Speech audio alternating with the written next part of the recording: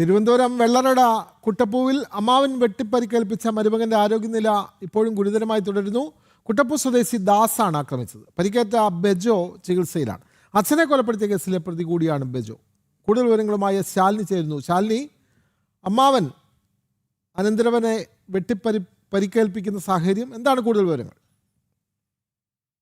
ഇന്ന് വൈകിട്ടോടു കൂടിയാണ് തിരുവനന്തപുരത്ത് ഇത്തരത്തിലൊരു ദാരുണമായ സംഭവം ഉണ്ടാകുന്നത്.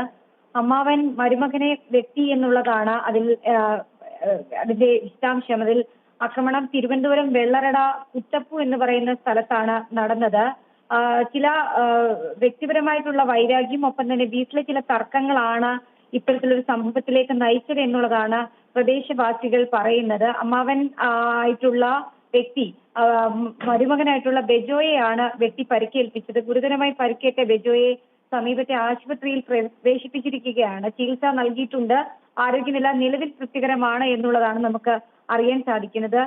കുട്ടപ്പൂ സ്വദേശിയായിട്ടുള്ള ദാസ് ആണ്, അമ്മാവൻ എന്ന് പറയുന്ന ദാസ് ആണ് ബെജോയെ ആക്രമിച്ചത് എന്നുള്ളതാണ് പ്രദേശവാസികളും പോലീസും വ്യക്തമാക്കുന്നത്. അച്ഛനെ കൊലപ്പെടുത്തിയ കേസിലെ പ്രതിയാണ് ബെജോ. ഇതിനെ തുടർന്നുണ്ടായ ചില തർക്കങ്ങൾ, ഒപ്പം തന്നെ വീട്ടിലുണ്ടായ ചില തർക്കങ്ങളുമാണ് ഇത്തരത്തിലൊരു സംഭവത്തിലേക്ക് കലാശിച്ചിട്ടുള്ളത് എന്നുള്ളതാണ് ഇപ്പോൾ പോലീസ് പറയുന്നത്. സംഭവത്തിൽ വെള്ളറട പോലീസ് കേസെടുത്ത് അന്വേഷണം ആരംഭിച്ചിട്ടുണ്ട് എന്നുള്ളതാണ് നമുക്ക് നിലവിൽ അറിയാൻ സാധിക്കുന്നത്. എന്തായാലും അതിദാരുണമായ സംഭവമാണ് ഇന്ന് രാത്രിയോടുകൂടി തിരുവനന്തപുരം വെള്ളറടയിൽ ഉണ്ടായത്. ബെജോ അച്ഛനെ കൊന്ന കേസിലെ പ്രതിയാണ്.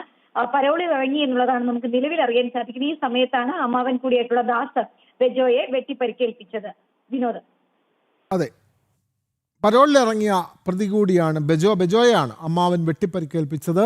തിരുവനന്തപുരം വെള്ളറട കുട്ടപ്പൂവിലാണ് സംഭവം നടന്നത്.